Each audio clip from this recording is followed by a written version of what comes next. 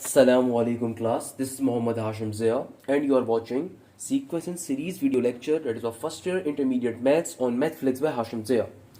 बेटा lecture number 13 को continue कर रहे हैं जिसके अंदर we will be discussing about mean. Sequence and series के अंदर एक बहुत इंपॉर्टेंट कॉन्सेप्ट आता है हमारे पास मीन का. ये बहुत बेहतरीन टॉपिक है, इंपॉर्टेंट टॉपिक है. हमारे पास अगेन तीन तरह के मीन होते हैं, arithmetic mean, harmonic mean and geometric mean. आज के लेक्चर में we will discuss about what is arithmetic mean. Arithmetic mean को ना सिर्फ समझेंगे बल्कि इंशाल्लाह कोशिश करेंगे इसके क्वेश्चंस को भी सॉल्व करें और इस बात को समझें कि अर्थमेटिक मीन होता क्या है. भाई सबसे पहले बेसिक सी बात है, अर्थमेटिक सीक्वेंस से जो मीन बनता है उसको कहते हैं arithmetic mean.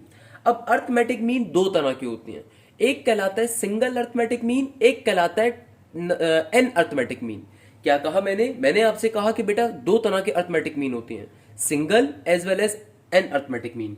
Single arithmetic mean क्या होता है, आपके सामने मैंने एक बात लिख दी, if three numbers are in AP then the middle term is known as arithmetic mean. For example से बात को समझते हैं. लेट सपोज मैं आपके सामने तीन नंबर्स लिख दूं एपी के अंदर. अगर मैं आपके सामने तीन नंबर्स लिख दूं किसके अंदर, एपी के अंदर, तो सिर्फ तीन नंबर्स, तो जो बीच वाला नंबर होगा ये कहलाता है सिंगल अर्थमेटिक मीन. और ये जो कोने वाले नंबर्स होते हैं इनको कहते हैं एक्सट्रीम नंबर्स. मीन के टॉपिक के अंदर जब कभी हम मीन का टॉपिक डिस्कस करते हैं तो बेटा उसके अंदर हम एक्सट्रीम नंबर्स का एक टर्मिनोलॉजी यूज करते हैं. क्या यूज करते हैं, एक एक्सट्रीम नंबर्स के नाम का वर्ड यूज करते हैं. तो बेटा ये एक्सट्रीम नंबर्स क्या होते हैं, वो नंबर्स जो कि किसी भी सीक्वेंस के स्टार्ट में और एंड में लिखे हुए होते हैं. सही है भाई. तो आपके पास अगर कभी भी तीन नंबर्स एपी के अंदर आ रहे हो तो जो बीच वाला नंबर होता है वो कहलाता है अर्थमेटिक मीन, और जो स्टार्टिंग और एंडिंग नंबर होता है उसको हम क्या कहते हैं, एक्सट्रीम नंबर्स. अच्छा बेटा, सिंगल अर्थमेटिक मीन का फॉर्मूला क्या है कि भैया सिंगल अर्थमेटिक मीन को मैंने क्या कहा, जो बीच वाला नंबर होता है उसको क्या कहते हैं, अर्थमेटिक मीन. तो हमारे पास अर्थमेटिक मीन को हम डिफाइन करते हैं, डिनोट करते हैं ए से. तो हमारे पास ए जो है वो क्या क्या है, अर्थमेटिक मीन है. किनके दरमियान का अर्थमेटिक मीन है, इन दो नंबर्स के दरमियान का. तो ए जो है बेसिकली वो अर्थमेटिक मीन है किनके दरमियान का, एक्सट्रीम नंबर्स के दरमियान का. इन एक्सट्रीम नंबर्स को हम ए और बी से डिनोट करते हैं. एक्सट्रीम नंबर्स कौन से होते हैं, स्टार्टिंग और एंडिंग वाले. स्टार्टिंग वाला नंबर हमेशा ए कहलाता है, एंडिंग वाला नंबर हमेशा बी कहलाता है. और बीच का जो नंबर होता है जो कि सिंगल अर्थमेटिक मीन होता है वो ए से डिनोट होता है. तो हमारे पास फॉर्मूला क्या बन जाता है, या जर्नल सीक्वेंस क्या बन जाती है, A comma capital A comma B. तो बीच का नंबर क्या है, अर्थमेटिक मीन, और ए और बी क्या है, एक्सट्रीम नंबर्स. तो फॉर्मूला हमारे पास सिंगल अर्थमेटिक मीन के लिए क्या होता है, A is equal to A plus B divided by 2. बहुत इंपॉर्टेंट टॉपिक है, बहुत ज्यादा ब्लैंक्स के अंदर ये कॉन्सेप्ट पूछा जाता है सिंगल अर्थमेटिक मीन का. क्या कॉन्सेप्ट है, अर्थमेटिक मीन क्या होता है, अभी तक क्या डिस्कस किया कि भाई देखो अर्थमेटिक मीन वो मीन है जो कि आपको एपी की सीरीज में मिलेगा. पहली चीज, दो तरह के अर्थमेटिक मीन होते हैं, एक सिंगल और एक एन. अभी सिंगल अर्थमेटिक मीन डिस्कस कर रहे हैं. सिंगल अर्थमेटिक मीन क्या होता है, अगर तुम्हारे पास तीन नंबर्स एपी में गिवन हो, क्या हो, तीन नंबर्स एपी में गिवन हो, तो जो बीच वाला नंबर होगा ना बेटा, बीच वाला, वो क्या कहलाएगा, वो कहलाएगा अर्थमेटिक मीन. और ये स्टार्टिंग और एंडिंग वाले जो नंबर होंगे ये क्या कहलाएंगे हमारे पास, ये दो वाले, ये कहलाते हैं एक्सट्रीम नंबर्स. बीच वाले नंबर को कहते हैं ए और स्टार्टिंग और एंडिंग वाले को क्या कहते हैं, extreme number, small A small B. Formula क्या होता है, A is equal to A plus B divided by 2. अभी समझते हैं क्वेश्चन को सॉल्व करके कैसे सॉल्व होगा. बात को समझते हैं बेटा, एक एग्जांपल के जरिए. हमारे पास एक क्वेश्चन आ रहा है, find the arithmetic mean between 5 and 8. यानी कि आपको एक्सट्रीम नंबर्स गिवन है और आपसे कहा जा रहा है इनके दरमियान जो अर्थमेटिक मीन है उसको फाइंड करिए. ऑलवेज रिमेंबर दिस थिंग, कभी भी सिंगल अर्थमेटिक मीन का क्वेश्चन होगा तो उसमें वहां पे क्या लिखा होगा, सिर्फ एक अर्थमेटिक मीन निकालने के लिए होगा. सिंगल अर्थमेटिक मीन का फॉर्मूला इसलिए डिफरेंट होता है, एन अर्थमेटिक मीन अभी पढ़ेंगे उसका फॉर्मूला भी समझाऊंगा, वो डिफरेंट होता है. तो बेटा चूंकि यहाँ पे दो एक्सट्रीम वैल्यूज गिवन है उनके दरमियान का एक सिंगल अर्थमेटिक मीन निकालना है, तो फॉर्मूला कैसे यूज करेंगे आइए देख लेते हैं. सबसे पहले हम क्या लिखेंगे, let A is the arithmetic mean, let A is the arithmetic mean between 5 and 8. तो मेरा बेटा सिंपल तरीके से सीक्वेंस क्या बन जाएगा, 5 A 8. क्योंकि भैया पहला और आखिरी नंबर क्या होता है, A और B. बीच वाला नंबर क्या होता है हमारा, अर्थमेटिक मीन. तो फॉर्मूला क्या होता है हमारे पास सिंगल अर्थमेटिक मीन का, A is equal to A plus B divided by 2. तो मेरा बेटा क्या कैसे सॉल्व करेंगे, सिंपल तरीके से a की वैल्यू a में डाल दीजिए, a की वैल्यू क्या है 5, b की वैल्यू क्या है 8 डिवाइडेड बाई 2, 5 प्लस 8 क्या हो जाएगा मेरा बेटा, सिंपल तरीके से आपके पास it will become 14 no 13, it will become 13, 5 plus 8 क्या हो जाएगा 13 डिवाइडेड बाई 2। तो हमारे पास इसको सॉल्व कर लीजिए कैलकुलेटर में डाल के, तो क्या हो जाएगा 2 6 12 और एक कैरी, तो 6.5 आ जाएगा। तो आपके पास सिंगल अरिथमेटिक मीन की वैल्यू क्या आ जाएगी 6.5। सिंपल सा क्वेश्चन था, सॉल्व कर लिया। कैसे सॉल्व करा मेरा बेटा, आपको क्वेश्चन गिवन है कि भैया अरिथमेटिक मीन निकालो, दो एक्सट्रीम वैल्यूज गिवन है 5 और 8। एक्सट्रीम वैल्यूज का मतलब क्या होता है, स्टार्टिंग और एंडिंग की वैल्यू। तो आपने सिंपल तरीके से फॉर्मूले में डालना है, आपके पास आंसर आ जाएगा। अच्छा तो बेटा अगले क्वेश्चन के ऊपर मूव करते हैं। अगला क्वेश्चन पेपर के रिस्पेक्ट से बहुत ज्यादा इंपॉर्टेंट क्वेश्चन आ रहा है। क्या कहता है question number 34, find the value of n so that a की पावर n प्लस 1 प्लस का b की power n plus 1 divided by a की पावर n प्लस का b की पावर n में becomes the arithmetic mean between a and b। देखिए question बड़ा simple सा है, क्वेश्चन बड़ा मासूम सा है, क्वेश्चन बहुत ही ईजी है। आपको सबसे पहले क्वेश्चन समझना है, क्वेश्चन क्या कह रहा है। क्वेश्चन कह रहा है कि वैल्यू ऑफ n बताओ। n is something, some power, some variable, some number of terms, okay ना। n क्या है, नंबर ऑफ टर्म्स, हम पहले भी पढ़ चुके हैं। किसके अंदर से बताओ, कहता है कि अगर ये जो चीज आ रही है ना, ये जो चीज है ये अरिथमेटिक मीन है किनके दरमियान का, दो एक्सट्रीम वैल्यूज a और b के दरमियान का। तो सबसे पहला काम आपने क्या करना है, एक्सप्रेशन बना लीजिए। आपको मालूम है कि सिंगल अरिथमेटिक मीन का कॉन्सेप्ट गिवन है, क्योंकि मुझे कैसे पता चला सिंगल अरिथमेटिक मीन है, क्योंकि यहां पे मुझे डबल ट्रिपल या एक से ज्यादा की बात नहीं हुई हुई, सिर्फ एक की बात हुई हुई है ना, इसलिए हम ये कंसीडर कर सकते हैं कि सिंगल अरिथमेटिक मीन है। तो सिंपल जर्नल फॉर्म बना लेते हैं। जर्नल फॉर्म का मतलब क्या है कि जर्नल सीक्वेंस क्या होता है। जर्नल सीक्वेंस क्या कहता है, एक्सट्रीम वैल्यूज लिखो a और b, और जो अरिथमेटिक मीन गिवन होता है वो बीच में लिखा जाता है। तो यहाँ पे अरिथमेटिक मीन क्वेश्चन में गिवन है, क्या गिवन है, a की पावर n प्लस 1 प्लस का b की power n plus 1 divided by a की पावर n प्लस का b की पावर n। यानी कि क्वेश्चन में जो मुझे एक्सप्रेशन गिवन है, मैंने सिंपल तरीके से मेरा बेटा उस एक्सप्रेशन को भी नीचे लिख दिया। हमने भी कोई मुश्किल काम नहीं करा, कोई मसले का काम नहीं करा, हमने भी सिर्फ एक काम करा कि जो एक्सप्रेशन मुझे क्वेश्चन में गिवन था कि भैया ये वाली टर्म जो है मेरी अरिथमेटिक मीन है, किसके दरमियान का अरिथमेटिक मीन है, ए और बी के, तो हमने सिंपल सा ये एक्सप्रेशन मैथमेटिकल फॉर्म में लिख दी है। अब देखिए, अब मुझे क्वेश्चन कह रहा है कि n की वैल्यू को निकालना है, क्वेश्चन को सॉल्व करना है। कैसे सॉल्व करूं, जाहिर सी बात है कुछ ना कुछ करना पड़ेगा। तो यहां पे हम क्या करते हैं, हम सबसे पहले क्वेश्चन को स्टार्ट करते हैं, हमें फाइंड क्या करना है उस बात को लिख देते हैं। क्वेश्चन को प्रॉपर तरीके से करेंगे, क्योंकि 5 नंबर के लिए आता है और बहुत बड़ा डिटेल में एक क्वेश्चन आता है। क्या लिखूंगा, we have to find the value of n। सबसे पहले क्या लिखेंगे, we have to find the value of n। Okay, question ने जो एक्सप्रेशन गिवन है उसको लिख लीजिए। क्वेश्चन में आपको एक्सप्रेशन क्या गिवन है, according to the question. According to the question हमें क्या कहा जा रहा है, हमें ये एक्सप्रेशन गिवन है a इंटू ए की पावर n प्लस 1 प्लस का b की power n plus 1 divided by a की पावर n प्लस का b की पावर n इंटू b। ये अरिथमेटिक मीन का एक्सप्रेशन गिवन है, और आपको ये बात मालूम है कि भैया अरिथमेटिक मीन होता किसके बराबर है, तो जो भी होगा उसको हम इक्वल टू के दूसरी तरफ बाद में लिख देंगे। हमें मालूम है कि भैया अरिथमेटिक मीन का फॉर्मूला क्या होता है, we know that a is equal to a plus B divided by 2। हमें मालूम है, वी नो डेट जो अरिथमेटिक मीन होता है, हमने भी फॉर्मूला पढ़ा, किसके बराबर होता है, a plus B divided by 2 के। तो बेटा इस एक्सप्रेशन के रिस्पेक्ट से देखिए, ये जो बीच वाली टर्म है ये क्या है, हमारा a है। तो मेरा यहां से फॉर्मूला क्या बन जाएगा, इस a की जगह पे मैं क्या लिख सकता हूं, ये अरिथमेटिक मीन लिख सकता हूं, जो कि मुझे गिवन है a की पावर n प्लस 1 प्लस का b की power n plus 1 divided by a की पावर n प्लस का b की पावर n इक्वल टू के बाद क्या आ जाएगा, a plus B divided by 2। इस तरीके से हमने अपनी एक्सप्रेशन को फॉर्म कर दिया। अभी तक क्या काम करा, क्वेश्चन में जो स्टेटमेंट गिवन थी कि भैया ये टर्म तुम्हारी अरिथमेटिक मीन है a और b के दरमियान की, हमने उस चीज को लिखा। हमें मालूम है कि सिंगल अरिथमेटिक मीन का फॉर्मूला क्या होता है, a plus B divided by 2। तो हमने सिंपल तरीके से a की जगह के ऊपर a की वैल्यू लिख दी, जो कि अरिथमेटिक मीन की वैल्यू हमें गिवन है क्वेश्चन के अंदर, इक्वल टू के बाद a plus B divided by 2 already लिखा। अब हमें ये एक्सप्रेशन को, ये कंडीशन को सॉल्व करवाना है ताकि हम अपना n की वैल्यू को फाइंड कर सकें। ये क्वेश्चन एमसीक्यूज के रिस्पेक्ट से भी इंपॉर्टेंट है, क्योंकि ये 3 क्वेश्चंस ऐसे हैं, एक में अरिथमेटिक मीन गिवन होता है, एक में हार्मोनिक मीन होता है, एक में ज्योमेट्रिक मीन होता है, बहुत आते हैं पेपर के अंदर। तो आपको इनके आंसर्स डायरेक्टली भी याद होने चाहिए, बट मैं आपको स्टिल ये भी करवा रहा हूं, तो आपको मालूम होना चाहिए हम कैसे करते हैं। तो इंटर लेवल के अंदर बेसिकली हम छोटे छोटे सारे क्वेश्चन को सॉल्व कर रहे होते हैं, जो बाद में आपको बड़ा हेल्प करेंगे इंशाल्लाह एप्टीट्यूड के जमाने में भी। बेटा क्लियर है भाई, तो सॉल्व करना स्टार्ट करते हैं। करते हैं। सबसे पहला काम क्या करते हैं, इनकी क्रॉस मल्टीप्लीकेशन करवा दीजिए। ये 2 यहाँ पे डिवाइड हो रहा है, वहां पे की पूरी टर्म से मल्टीप्लाई हो जाएगा। ये a की पावर n प्लस b की पावर n यहाँ पे डिवाइड हो रहा है, वहां पे की पूरी टर्म से मल्टीप्लाई हो जाएगा।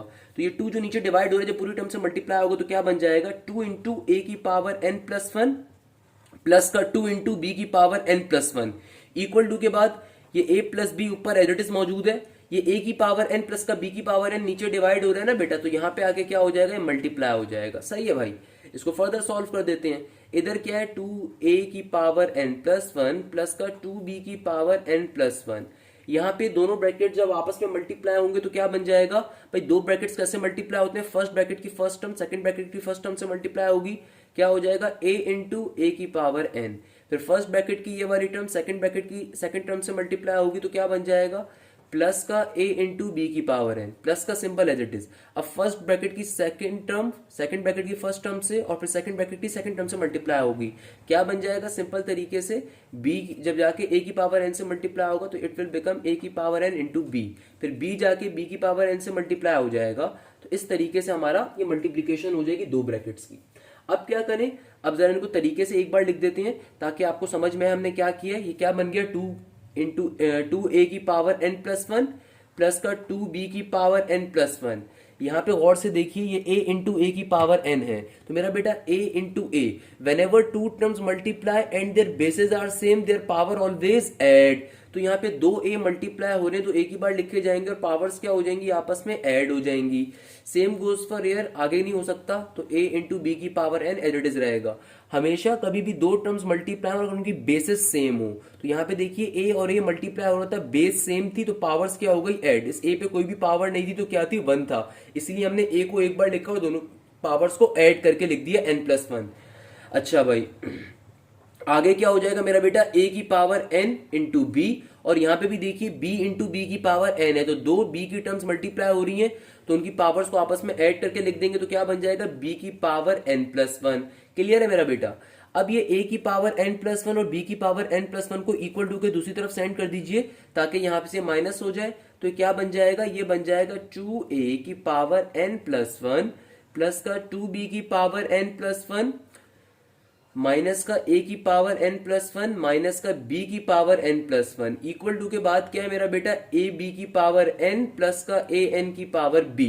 सही है भाई। अब गौर से देखिए, 2a की पावर n प्लस 1 माइनस का a की पावर n प्लस 1, दो में से एक जाएगा तो क्या बचेगा, सिंगल a की पावर n प्लस 1 बचेगा। Same goes for here, 2b की पावर n प्लस 1 से माइनस का b की पावर n प्लस 1 जब जाएगा तो क्या बचेगा मेरा बेटा, b की पावर n प्लस 1 बचेगा।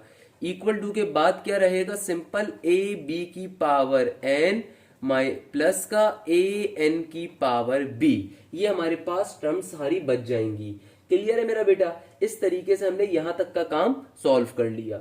अब क्या करेंगे, यहां तक हमने कोई मुश्किल काम नहीं करा, सिंपल सिंप्लीफिकेशन है। जिस तरह डेरिवेशन होती है ना बेटा, एक क्वेश्चन बिल्कुल वैसे सॉल्व होता है, बेसिक एक लरी से लरी प्रोई जा रही है, सिंपल से स्टेप्स हैं। क्लियर है मेरा बेटा। अब क्या करेंगे, जो एक जैसी टर्म्स हैं यानी कि a की पावर n प्लस 1 और a वाली टर्म्स, उनको a की पावर n वाली टर्म्स उनको एक साइड पे कर देंगे, जो b की पावर n वाली और b की पावर n वाली टर्म्स उनको एक साइड पे कर देंगे। तो नेक्स्ट स्टेप के ऊपर नेक्स्ट पेज पे स्टेप को परफॉर्म करते हैं ताकि आपको क्लियरली समझ में आए। तो बेटा मैंने आपकी आसानी के लिए क्या कर दिया, हमने सिंपल तरीके से इस चीज को मैंने परफॉर्म कर दिया। नेक्स्ट पेज के ऊपर जाके जो एक जैसी टर्म्स थी उनको एक साइड पे कर दिया, एक जैसी टर्म्स को एक साथ लिख दिया। क्लियर है भाई।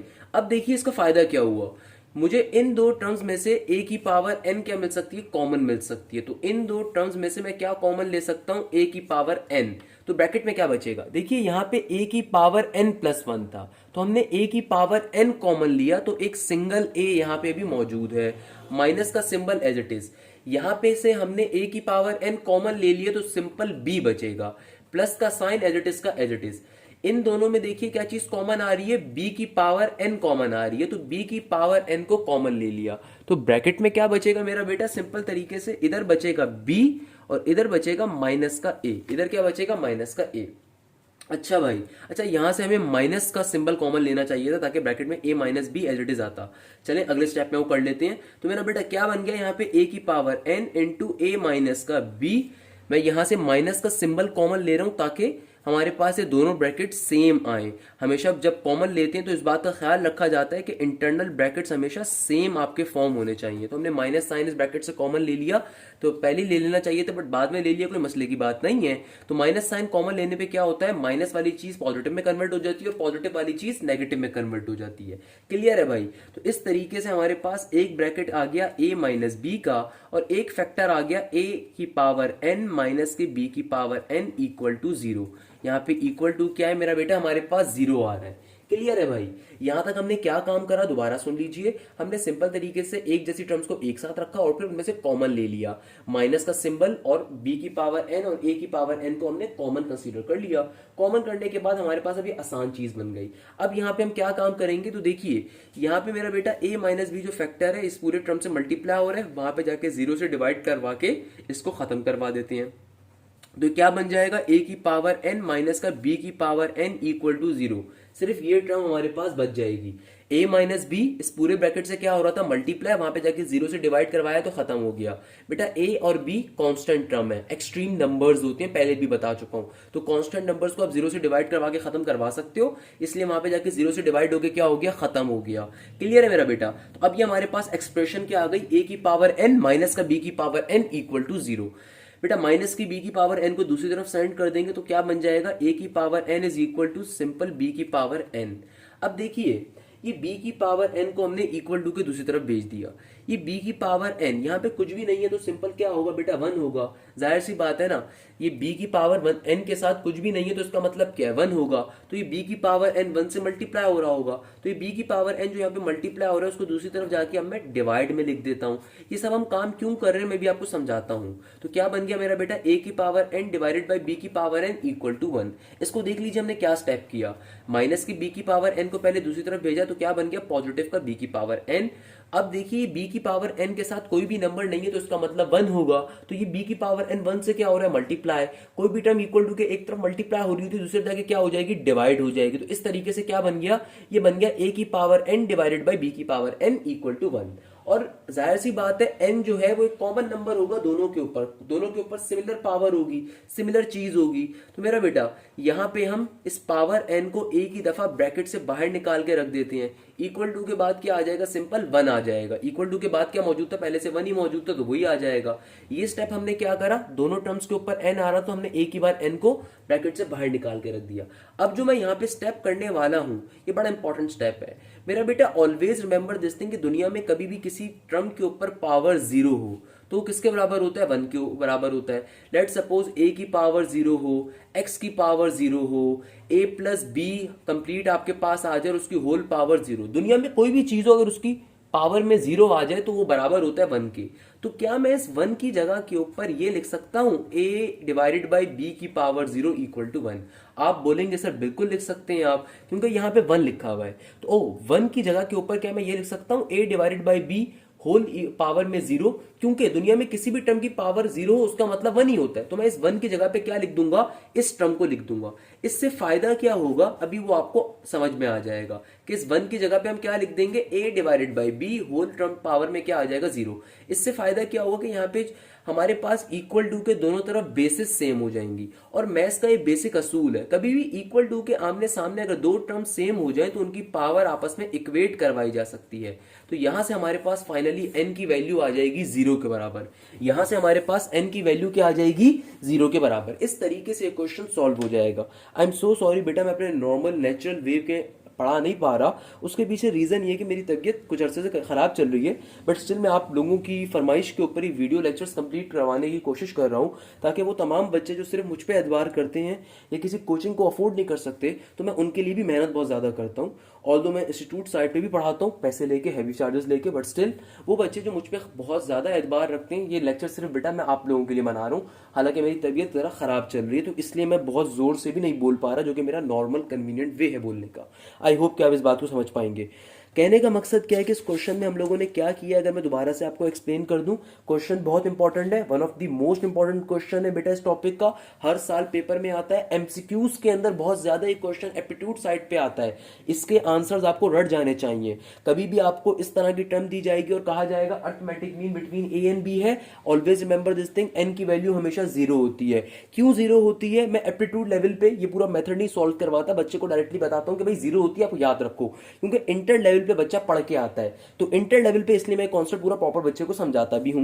मेरा बेटा सिंपल तरीके से आपने अर्थमेटिक मीन के अंदर अर्थमेटिक मीन की वैल्यू डाली, फॉर्मूला ओपन करा, सिंपल बेसिक मल्टीप्लीकेशन करी कि भैया क्रॉस मल्टीप्लीकेशन करी यहाँ पे, देन एक जैसी टर्म्स को एक साइड पे कर दिया, यहाँ पे सिंप्लीफिकेशन करी, सिंप्लीफिकेशन करने के बाद जो एक जैसी टर्म्स उनको एक साइड पे कर दिया, फिर कॉमन लिया, कॉमन लेने के बाद ये a माइनस बी की हमें नीड नहीं थी, उसको जीरो से जाके डिवाइड करवा के खत्म करवा दिया, उसके बाद सिंपल a की पावर n माइनस का b की power n equal to zero बचा, माइनस के b की पावर n को दूसरी तरफ भेज दिया, दूसरी तरफ जाके वो क्या बन गया, a की power n is equal to b की पावर n। देन हमने क्या कहा कि भाई देखो b की पावर n के साथ कुछ भी नहीं है तो क्या होगा, 1 होगा, ताकि हम b की पावर n को मल्टीप्लाई से डिवाइड में सेंड कर सके, तो हमने यही काम करा, तो क्या बन गया, a की power n divided by b की पावर n इक्वल टू 1, और चूंकि दोनों के ऊपर अब पावर n आ रही थी, मैंने a की बार हमने पावर n को बाहर शिफ्ट कर दिया। देन मैंने आपको क्या कॉन्सेप्ट दिया, ये कॉन्सेप्ट बहुत ज्यादा इंपॉर्टेंट है, हमेशा याद रखिएगा, दुनिया में किसी भी टर्म की पावर जीरो हो उसका आंसर 1 होता है, तो हमने इस 1 की जगह पे क्या लिख दिया, a डिवाइडेड बाई b की होल पावर 0।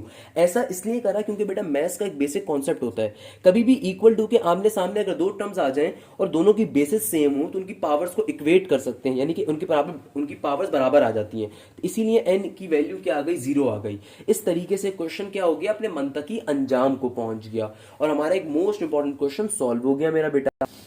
अच्छा तो बेटा अब हम अपने एक और टॉपिक के ऊपर मूव कर रहे हैं, इस टॉपिक का नाम क्या है, एन अर्थमेटिक मीन।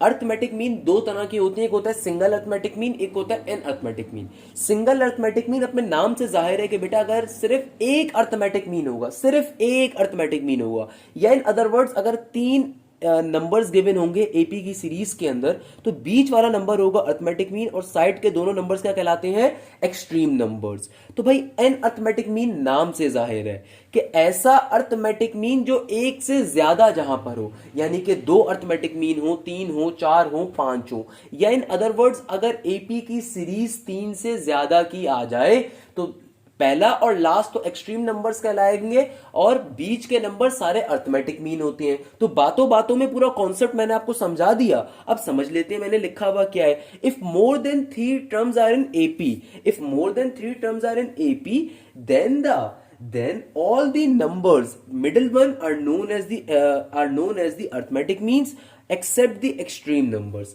क्या कह रहे हैं, आइए बात को समझते हैं एग्जांपल से मेरा बेटा।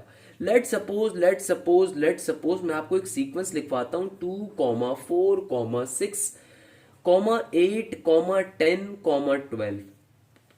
सही है भाई। अब देखो ये सीरीज एपी की तो आ रही है मगर इस सीरीज में 3 नंबर नहीं है। अगर सिर्फ 3 नंबर होते तो सिंगल अर्थमेटिक मीन का कॉन्सेप्ट होता, यहां पे 3 से ज्यादा नंबर्स है एपी के अंदर। तो बेटा क्या कॉन्सेप्ट है कि पहला और आखिरी नंबर आपके पास क्या होगा, ये होगा एक्सट्रीम नंबर्स। पहले वाले को ए कहते हैं, बीच वाले को लास्ट वाले को बी कहते हैं, और ये बीच के जितने भी नंबर हैं सारे के सारे अर्थमेटिक मीन होंगे। इसको कहेंगे A1 क्योंकि पहला अर्थमेटिक मीन है, इसको कहेंगे A2, इसको कहेंगे A3, इसको कहेंगे A4। क्या कॉन्सेप्ट दिया, कभी भी 3 से ज्यादा नंबर आपके पास अर्थमेटिक प्रोग्रेशन के अंदर आ जाएं, अर्थमेटिक सीक्वेंस के अंदर आ जाएं, तो पहला और आखिरी तो एक्सट्रीम नंबर्स कहलाएंगे और उसके अलावा वाले सारे के सारे अर्थमेटिक मीन होते हैं। एक को A1 कहते हो, दूसरे को A2 कहते हो, तीसरे को A3 कहते हो, एंड इट गोज ऑन। तो भैया मैं क्या कह सकता हूं, मैं आपसे कह सकता हूं कि late A1, A2, A3, A4 AN be the arithmetic mean between A and B। तो भाई अगर मैं इसकी जर्नल सीक्वेंस बना दूं तो कैसे बनाऊंगा कि भैया A1, A2, A3, A4, हमें नहीं पता कितने अर्थमेटिक मीन आए तो हमने वहां तक के लिए लिख दिया AN, B। जर्नल सीक्वेंस क्या डिनोट कर रहा है कि भैया पहला और आखिरी तो एक्सट्रीम नंबर्स हैं, उसके अलावा बीच के तमाम नंबर्स क्या होते हैं, अर्थमेटिक मीन। अब कितने अर्थमेटिक मीन्स हैं ये डिफाइन करेगा आपका क्वेश्चन, इसीलिए हम लिख देते हैं A1 A2 A3 A4 dot dot dot dot dot till AN। AN का मतलब क्या है, जो भी लास्ट अर्थमेटिक मीन होगा उस वक्त तक। तो बेटा arithmetic mean, n arithmetic mean के फॉर्मूलाज क्या होते हैं। A1 के लिए फॉर्मूला होता है सिंपल A प्लस डी का, A2 के लिए फॉर्मूला होता है A प्लस 2D का, A3 के लिए फॉर्मूला होता है A प्लस 3D का, A4 के लिए फॉर्मूला होता है A प्लस 4D का। पैटर्न को समझो, यहाँ पे पैटर्न क्या है।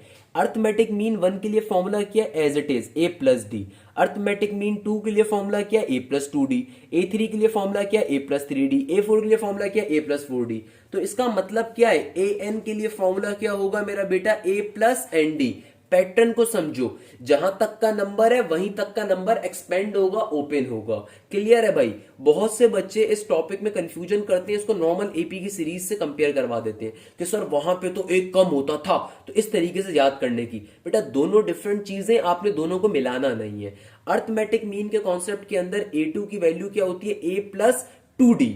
उसके अंदर कॉन्सेप्ट क्या होता था कि जहां पे अर्थ सिंपल अर्थमेटिक की सीरीज का अंदर जब ओपन होता था सीक्वेंस के अंदर, तो A प्लस डी में ओपन होता है, वो एक कम पे ओपन होता है। दोनों में कोई कंपैरिजन नहीं है, दोनों को मिलाइएगा मत। वहां पे कम पे ओपन होता है, यहां पे ऊपर ही ओपन होता है। तो अगर मैं आपसे पूछूं कि अर्थमेटिक 14 का आंसर क्या आएगा, आई होप तमाम बच्चे बोलेंगे सर A प्लस 14D आएगा। अगर मैं आपसे पूछूं A plus 28 A plus arithmetic mean 25 का आंसर क्या आएगा, यानी कि A25 का, तो आई होप तमाम बच्चे बोलेंगे सर A प्लस 25D आएगा।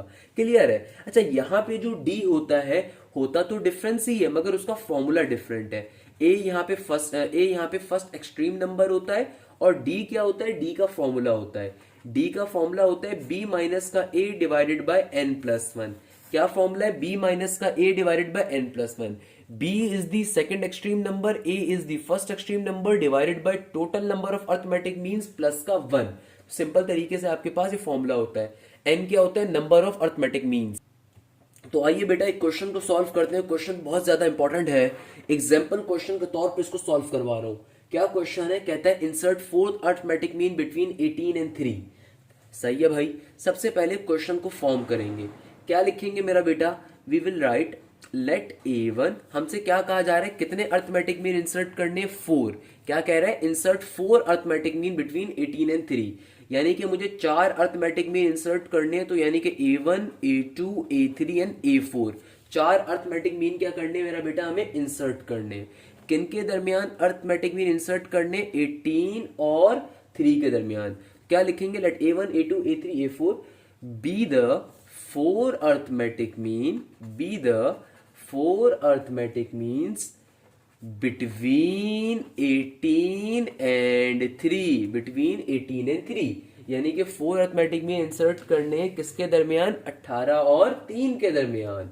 सही है भाई। तो जर्नल सीक्वेंस सबसे पहले बना लेते हैं। मैंने आपको क्या बताया कि भाई 18 और 3 क्या है हमारे पास, ये तो एक्सट्रीम नंबर्स हैं, इनके दरमियान अर्थमेटिक में इंसर्ट करने, और कितने करने हैं, 4।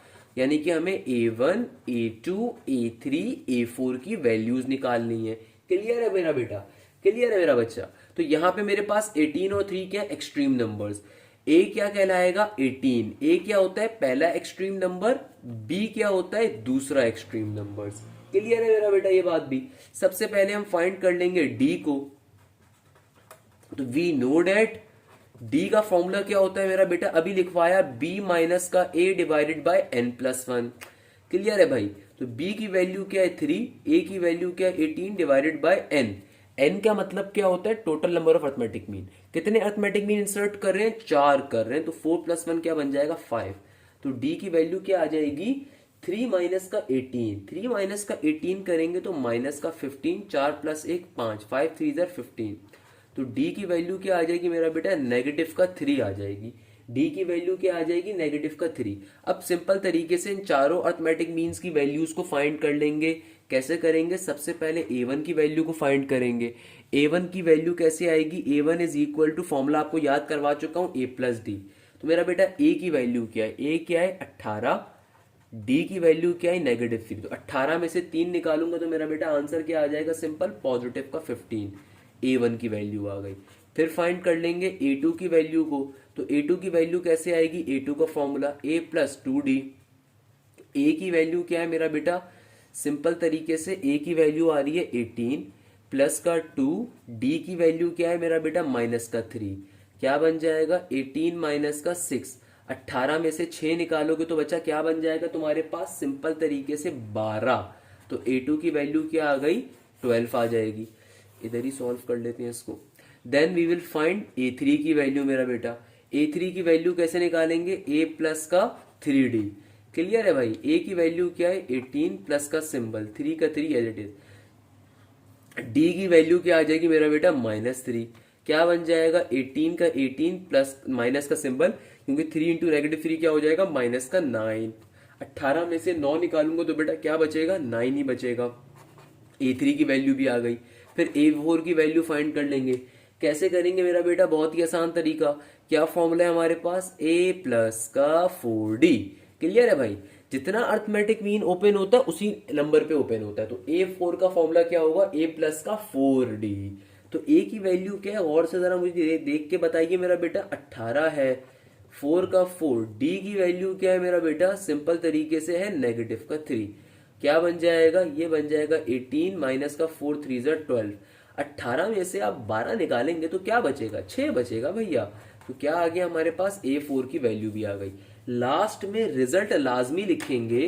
क्या लिखेंगे भैया रिजल्ट के अंदर, hence the arithmetic means are, hence the arithmetic means are, hence the arithmetic means are. A1 की वैल्यू क्या आई मेरा बेटा, A1 की वैल्यू कहाँ गई, ये रही 15 आई। A2 की वैल्यू क्या आई, 12 आई। A3 की वैल्यू क्या आई, 9 आई। और A4 की वैल्यू क्या आई, 6 आई। इस तरीके से हम लोग लास्ट के अंदर रिजल्ट भी लिखेंगे। इस तरीके से हमारा क्वेश्चन अपने मंतक की अंजाम को पहुंचेगा। एक एग्जाम्पल क्वेश्चन था जो कि पेपर में पूछा जा चुका है, बड़ा बेहतरीन क्वेश्चन है मेरा बेटा। क्लियर है आपको ये कॉन्सेप्ट, किस तरीके से हमने सॉल्व करा। तो आइए अगले क्वेश्चन के ऊपर चलते हैं फिर। अच्छा तो बेटा अगले क्वेश्चन को स्टार्ट करते हैं। क्वेश्चन नंबर 35 क्या कह रहा है, if n arithmetic means are inserted between 1 and -50 and the sixth mean is -5, find the value of n। अब देखिए सबसे पहले क्वेश्चन को समझिए, क्वेश्चन कहना क्या चाह रहा है। क्वेश्चन आपसे दो बातें कर रहा है, कहता है कि भैया n अर्थमेटिक मीन को आपने इंसर्ट करना है 1 और -50 के दरमियान, और आगे से आपको छठे मीन की वैल्यू भी दे रहा है, यानी कि A6 की वैल्यू गिवन है, और आपसे कहता है कि बताओ n है क्या, यानी कि find the value of n। सबसे पहले क्वेश्चन को स्टार्ट करेंगे, उसके इंट्रोडक्शन बात को लिख देते हैं कि हमें फाइंड क्या करना है। तो बेटा we have to find the value of n। हमें क्या फाइंड करना है, we have to find the value of n, we have to find the value of n। Okay, अब क्वेश्चन के सीक्वेंस को बनाते हैं कि भैया देखिए हमसे क्या कहा जा रहा है, कितने अर्थमेटिक मीन है, n number of arithmetic mean है 1 और -50 के दरमियान। तो हम इस बात को लिख देंगे पहले मैथमेटिकल फॉर्म में, let A1, A2, A3, A4 dot dot dot dot dot AN be the n arithmetic mean between 1 and -50। Clear है मेरा बेटा, ये थ्योरेटिकल बातें लिखना जरूरी है ताकि एग्जामिनर को समझ में आए आप क्वेश्चन क्या सॉल्व कर रहे हैं। क्लियर है मेरा बच्चा, अब इसको मैथमेटिकल फॉर्म में लिख देंगे 1, A1, 2, A3, dot dot dot AN, -50। यानी कि हमने सिंपल जर्नल सीक्वेंस बना दिया अपने अर्थमेटिक मीन्स का। हमें 1 और -50 गिवन है एक्सट्रीम नंबर्स, और उनके दरमियान हमें n number of arithmetic means given है। अच्छा भैया हमने पहला काम तो ये कर दिया। इस सीक्वेंस को बनाने के फायदा ये हुआ कि हम यहां पे क्या लिख सकते हैं कि भाई देखिए A की वैल्यू मुझे गिवन है 1 और B की वैल्यू गिवन है -50। क्लियर है भाई, यहां तक की बात भी कर ली। और अगर हमें यहां से D फाइंड करना हो तो D निकालने के लिए हमें मालूम है एक फॉर्मूला होता है। क्या फॉर्मूला है, we know that D is equal to B minus का A divided by n+1। Clear है मेरा बच्चा, तो D की वैल्यू क्या आ जाएगी, B की वैल्यू है -50 माइनस का सिंबल, A की वैल्यू है -1 डिवाइडेड बाय n+1। इसको हम कह देंगे इक्वेशन नंबर 1। इसको हम क्या कह देंगे, इक्वेशन नंबर 1। -50 -1 नेगेटिव का 51 हो जाएगा, तो इसको आप थोड़ा सा और सॉल्व करके लिख सकते हैं, नेगेटिव का 51 डिवाइडेड बाय n+1। हमें चूंकि n की वैल्यू नहीं पता कहां तक के अर्थमेटिक मीन गिवन है, इसलिए अभी हम सॉल्व नहीं कर सकते। क्लियर है मेरा बच्चा? हमने यहां तक का डी की फॉर्म बना ली है, डी की इक्वेशन बना ली। अब क्वेश्चन में देखिए एक और कंडीशन आपको गिवन है। क्वेश्चन कहता है कि सिक्स्थ मीन की वैल्यू मैं आपको दे रहा हूं। चलो इतना एहसान एग्जामिनर ने हम पे कर दिया कि सिक्स्थ मीन की वैल्यू उसने दे दी क्या, नेगेटिव का 5। तो मेरा बेटा हमें क्वेश्चन में एक और कंडीशन क्या गिवन है, a6 की वैल्यू गिवन है नेगेटिव का 5। तो a6 का फॉर्मूला क्या होता है, a प्लस का 6d इक्वल टू नेगेटिव का 5। तो a की वैल्यू देखिए हमें क्वेश्चन में गिवन है, क्या है a की वैल्यू, पहला एक्सट्रीम नंबर जो कि 1 के बराबर होगा, प्लस का 6 एज इट इज। d की वैल्यू क्या होगी मेरा बेटा, d का फॉर्मूला होता है नेगेटिव का 51। हमने d का जो फॉर्मूला ओपन करा या उसकी कंडीशन बनाई, क्या बनाई, नेगेटिव का 51 डिवाइडेड बाय n प्लस का 1 इक्वल टू नेगेटिव का 5। हमने ये चीज बना चुके तो इसलिए हमने इसको यहाँ पे पुट भी कर दिया। तो यहां से हमारे पास n की वैल्यू आ जाएगी बहुत इजीली। तो क्या करेंगे मेरा बेटा, ये 1 यहाँ पे प्लस हो रहा है, वहां पे आके 5 से क्या हो जाएगा, सब्ट्रैक्ट हो जाएगा। तो क्या बन जाएगा, इधर 6 इंटू नेगेटिव का 51 divided by n plus 1 as it is, -5 -1 क्या हो जाएगा, माइनस का 6 हो जाएगा। क्लियर है भाई? क्लियर है ना मेरा बच्चा? अब देखिए ये जो पूरी की पूरी टर्म है, यहाँ पे 6 क्या हो रहा है, इस पूरी टर्म से मल्टीप्लाई, वहां पे आके 6 से क्या हो जाएगा, डिवाइड होगा, तो 6 से 6 क्या हो जाएगा, कैंसिल आउट। तो ये क्या बचा, ये बचा नेगेटिव का 51 divided by n plus 1 equal to के बाद नेगेटिव का 1। ये क्या काम करा भाई, देखिए ये वाला 6 इस वाले 6 को क्या कर देगा, कैंसिल आउट। तो वहां पे क्या बचेगा, सिर्फ नेगेटिव का 1 बचेगा। अब जाहिर सी बात है नेगेटिव नेगेटिव भी कैंसिल आउट हो जाएगा।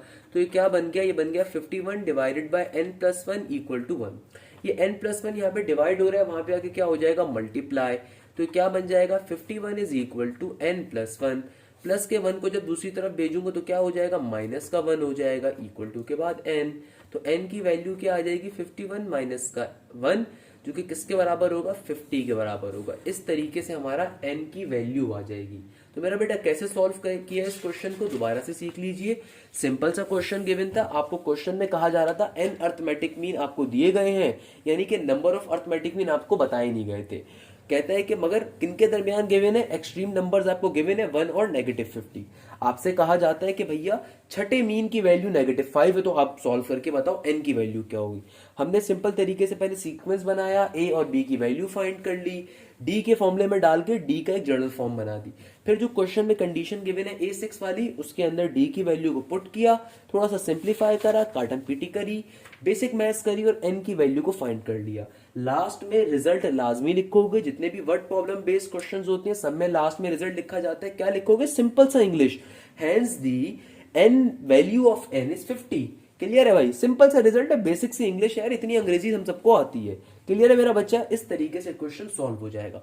अब चलते हैं आज के लेक्चर के सबसे लास्ट क्वेश्चन के ऊपर, फिर इस लेक्चर को एंड करेंगे और उसके साथ ही अर्थमेटिक मीन का टॉपिक भी एंड हो जाएगा। तो बेटा नेक्स्ट क्वेश्चन के ऊपर मूव करते हैं। नेक्स्ट क्वेश्चन बड़े मजे का और बड़ा बेहतरीन क्वेश्चन है और बहुत इंपॉर्टेंट क्वेश्चन है। क्वेश्चन नंबर 36 एक बेतहाशा इंपॉर्टेंट क्वेश्चन है।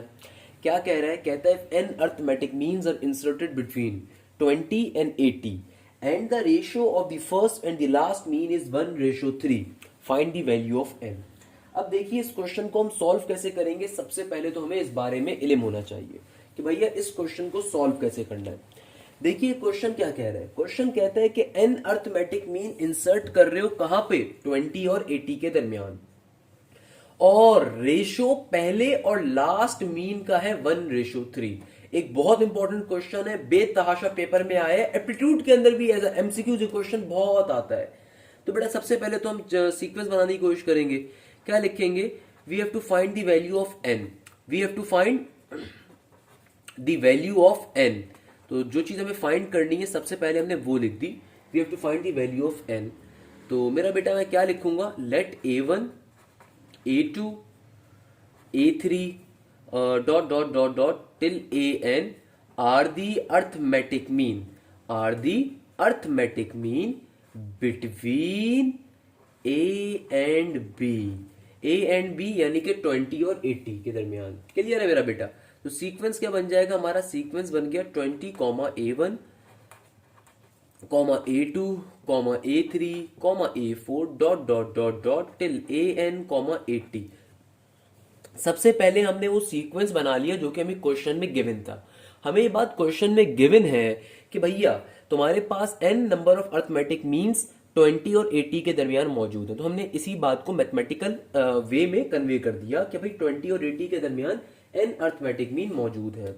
तो देखिए मेरा बेटा, यानी कि हमारे पास a की वैल्यू क्या आ गई, 20 आ गई, b की वैल्यू क्या आ गई, मेरे पास 80 आ गई। क्लियर है मेरा बच्चा। सबसे पहले d फाइंड करने के ऊपर चले जाएंगे। तो भैया d फाइंड कैसे करेंगे, d का फॉर्मूला होता है, क्या फॉर्मूला है, b माइनस का a divided by n plus 1। तो क्या हो जाएगा, देखिए b की वैल्यू क्या है 80, a की वैल्यू क्या है 20 डिवाइडेड बाय n प्लस का 1। हमें n नहीं पता, इसलिए इसको यहीं पे स्टॉप कर सकते हैं। इसको थोड़ा सा और सॉल्व करवा लीजिए। 80 में से 20 गए तो 60 बचेगा, 60 डिवाइडेड बाय n प्लस 1। इसको अपनी इक्वेशन नंबर 1 कह देते हैं हम। क्या कह देंगे, इक्वेशन नंबर 1। अब देखिए क्वेश्चन में एक कंडीशन गिवन है।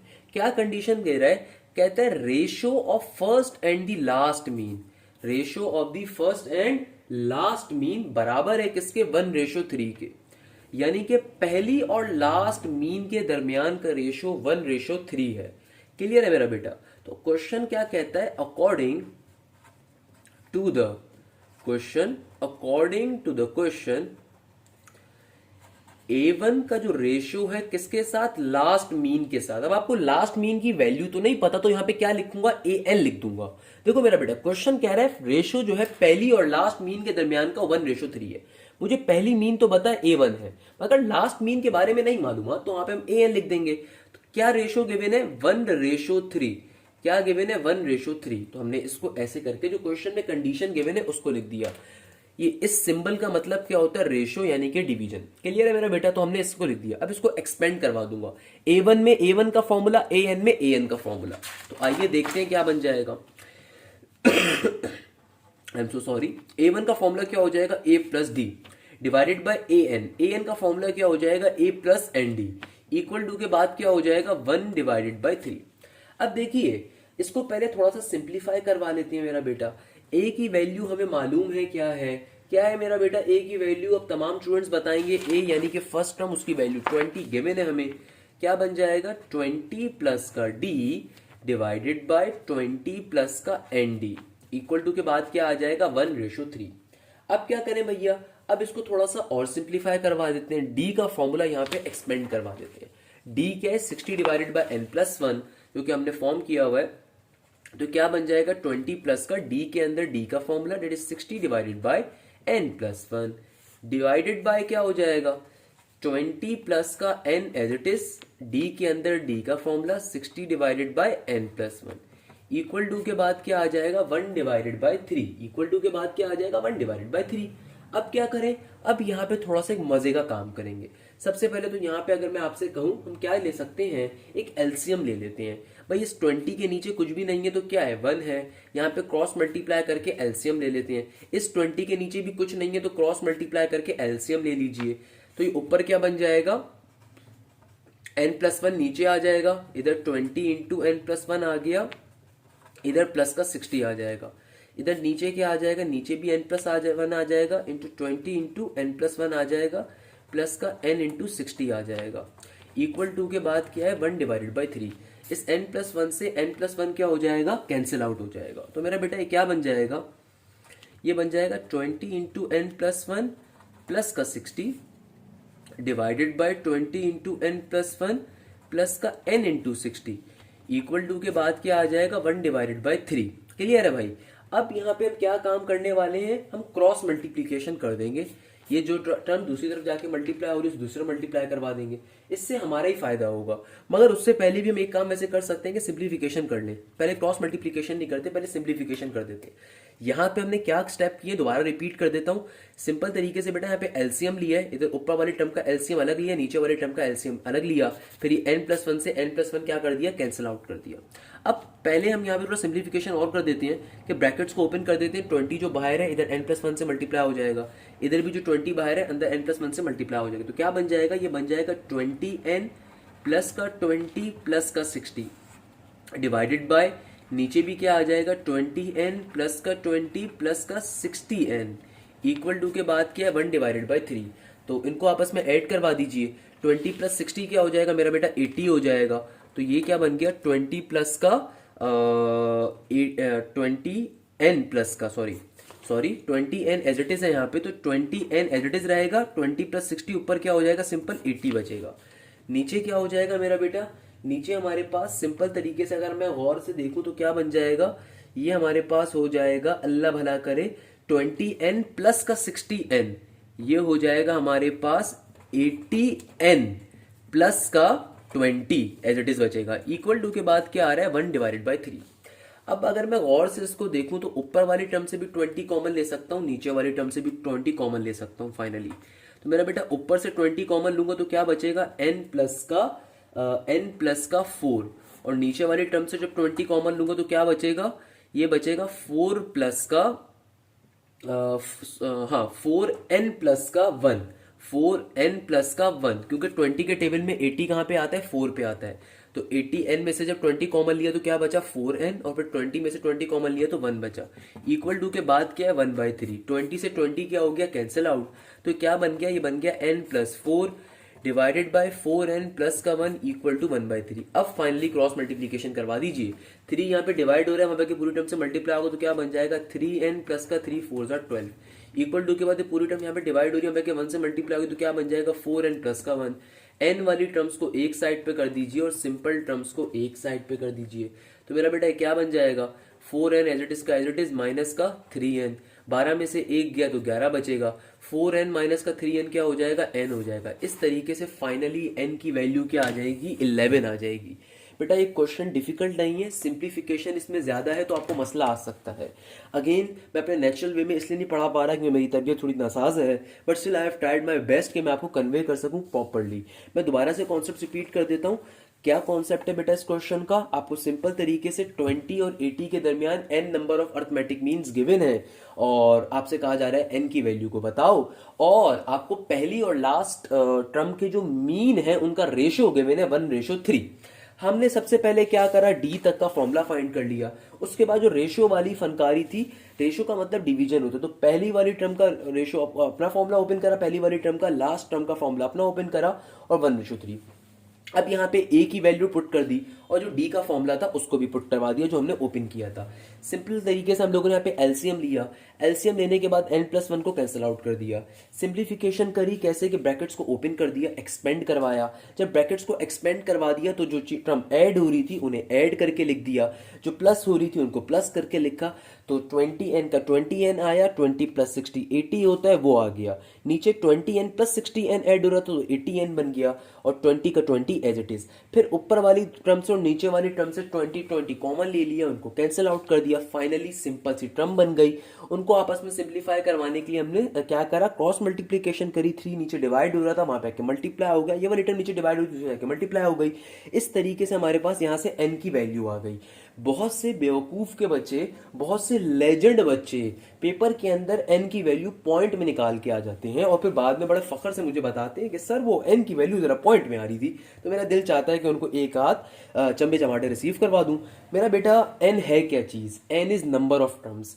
फॉर गॉड सेक खुदारा इस कॉन्सेप्ट को अपने जहन में रखिएगा, number of terms can never been negative, can never been decimal place. अगर मैं आपसे कहता हूं कि एक कमरे में 3.5 बंदे हैं तो इसका मतलब क्या होगा, 3 बंदे पूरे और एक बंदा आधा कटा हुआ पड़ा हुआ है, इसका मतलब तो यही होता है। या अगर मैं आपसे कह दूं कि एक कमरे में नेगेटिव के 4 बंदे हैं, इसका मतलब क्या होगा, कमरे में या तो 4 रूहें मौजूद हैं या फिर 4 डेड बॉडीज हैं। इट्स क्वाइट ऑब्वियस कि नेगेटिव 4 बंदे नहीं हो सकते यार, नेगेटिव 4 मतलब पॉसिबल नहीं है कि नंबर ऑफ टर्म्स नेगेटिव के अंदर आए।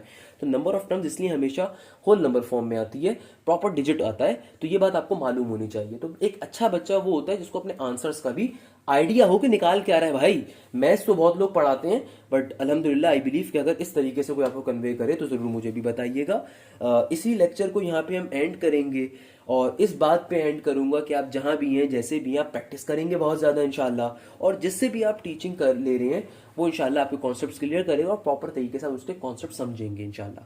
जज़ाक अल्लाह, thank you so much. Hashim Zia signing of.